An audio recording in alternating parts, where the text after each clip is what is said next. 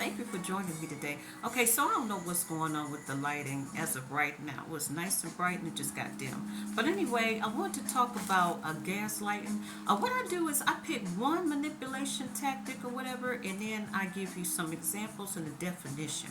But gaslighting is to manipulate another person into doubting their own perceptions, experiences, or understanding of events. A deeper uh, what's the word I'm looking for? Definition of that is gaslighting is a form of psychological and emotional abuse where victims are made to question themselves and their grasp of reality. All right, that pretty much sums it up.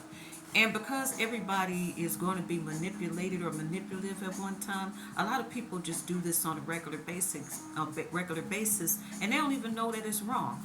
All right, so let me give you the first one. The first one is coercion.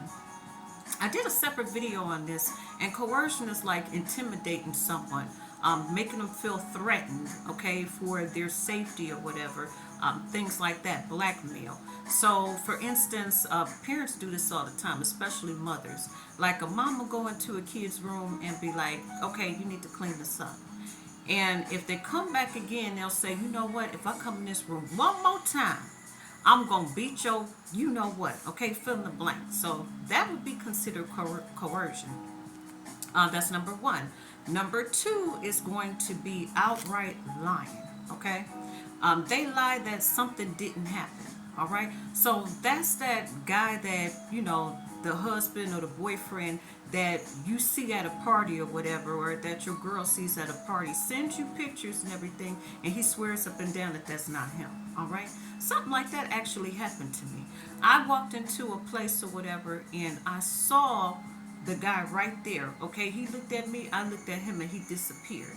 All right. When I talked to him later on that night, I'm like, I saw you at such and such and such. He like, oh, that's not me. That's my boy. Everybody gets us confused. I said, well, I know you for how many years, and you think I don't know you in a crowd? Like, come on now. That's outright lying. All right. So that's number two. Number two, yeah. Number three is scapegoating. Scapegoating. Okay, you see a lot of this on these internet streets. It's not taking accountability for their own action.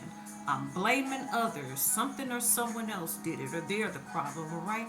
Example, if a man says, I would have cheated if you spent more time with me, or that sounds like some woman would say, okay? The reason that I ain't further along is because of this, that, and the other, okay? It's the government, it's the setup out here, all this kind of stuff, all right? So that's scapegoating. Or they'll use you as a scapegoat, all right? Like I said before.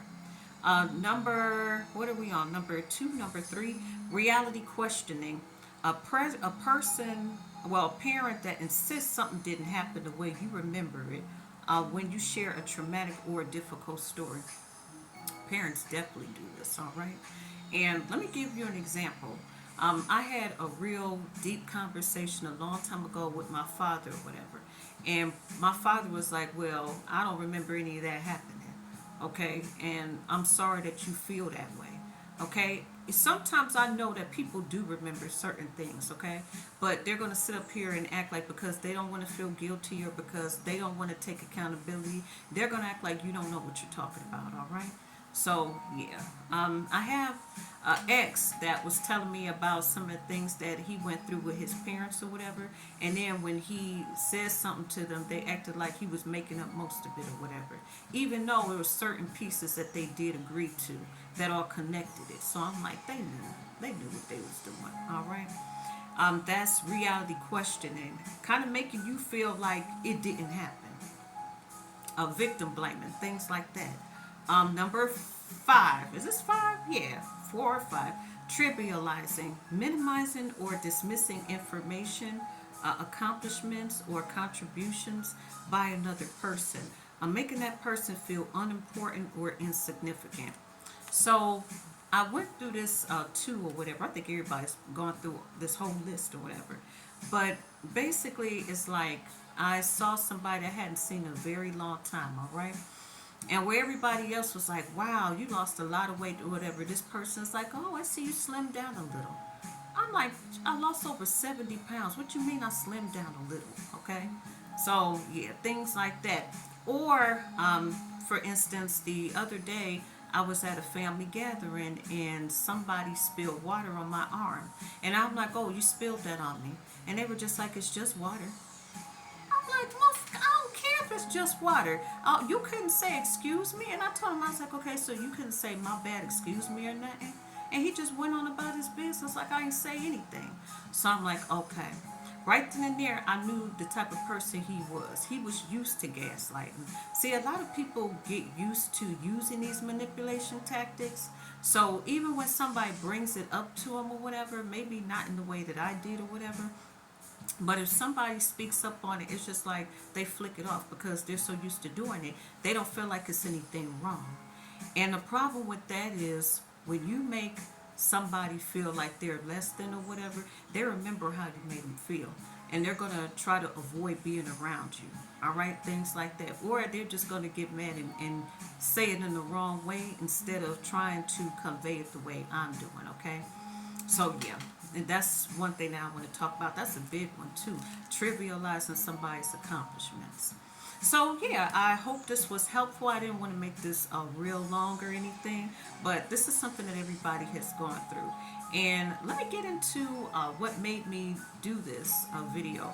Was I was on Facebook and I was writing a comment under somebody's newsfeed page or whatever, and a guy said something that wasn't helpful at all to this female. So when I called him out on it, he texts me back, oh, what did he say?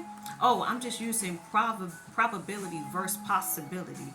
And he's like, but I'm using my logic. I'm a guy. What can I say? Or I'm a guy, right? What do I know? And I'm just like, dude, you got called out for saying something ignorant or not being helpful in the situation. And then when I go and I tell you about it, whatever, now you want to play the, oh, my bad, oh, there's an emotional female on the loose. You know what I'm saying? So that's what made me be like, please get out of here with that, all right? And I get that sometimes in my videos, especially because I'm a woman and I try to be more logical than emotional now because I have to be, okay? It just makes sense in certain situations, okay? So you gotta pretty much learn how to have emotional balance. So yeah, I'm kind of rambling. But anyway, just want to get this out to you. Check out Real Life Acapella Revealed if you haven't. And then on this channel, make sure that you subscribe. Okay, we talk about all kind of things going on this channel, all kind of subjects. All right, and bye.